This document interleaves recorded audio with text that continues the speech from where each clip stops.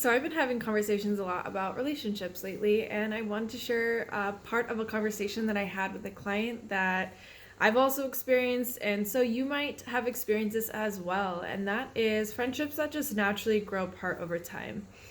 Usually, in any relationship you have, whether it is a familial relationship, friendship, or romantic relationship, there's one person that is more self serving and one person that's more passive or giving. And that dynamic is going to change depending on each relationship. You might be more of the self serving person. Sometimes that can even err into narcissism. And then someone else, or in different relationships, you might take the opposite role. So it's important to understand how we are showing up in our interpersonal relationships and how that is also affecting us on an energetic level, and how that is also affecting other relationships and other scenarios in our life.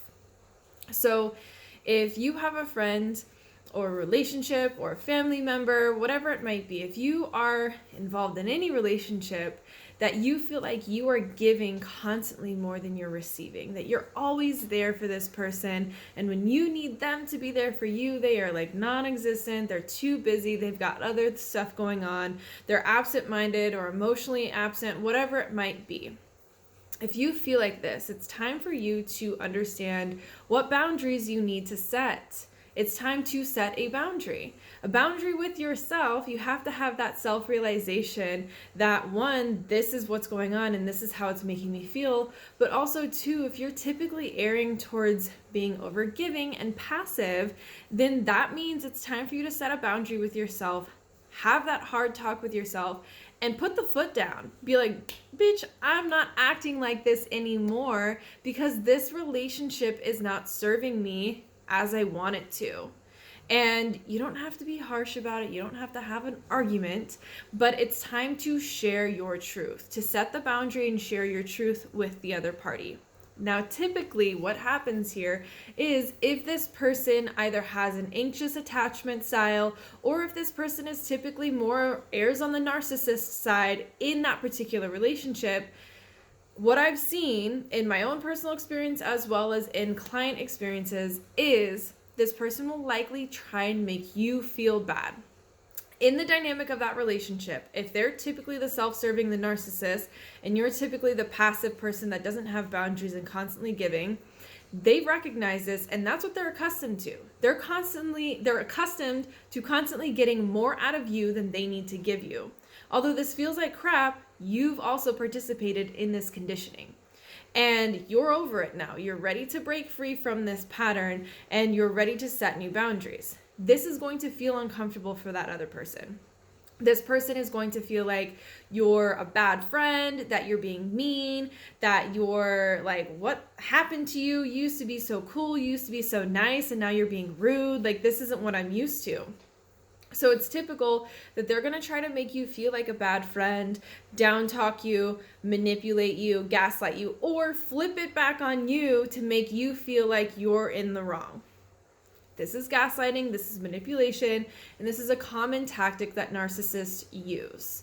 It's important here that if and when that does happen, when you speak your truth and set your boundaries, that you understand what is happening and you don't err back to your common ways of retreat, give, and try to make everything right. This is a clear indicator that the relationship is probably coming to its end. If you both aren't willing to equally work on the relationship together, not just you, but both of you, then it's probably best that you guys no longer continue to have the type of interaction that you've once had together. This might look different from relationship, person to person.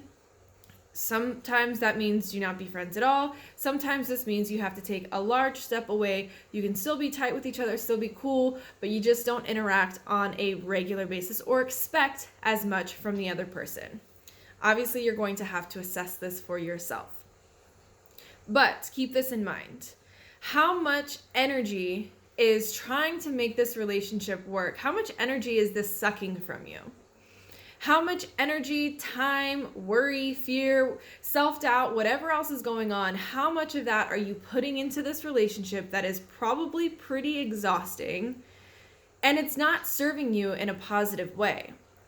This is actually stealing energy and time and focus and attention away from areas of your life that positively feed into you, that positively have a good ripple effect.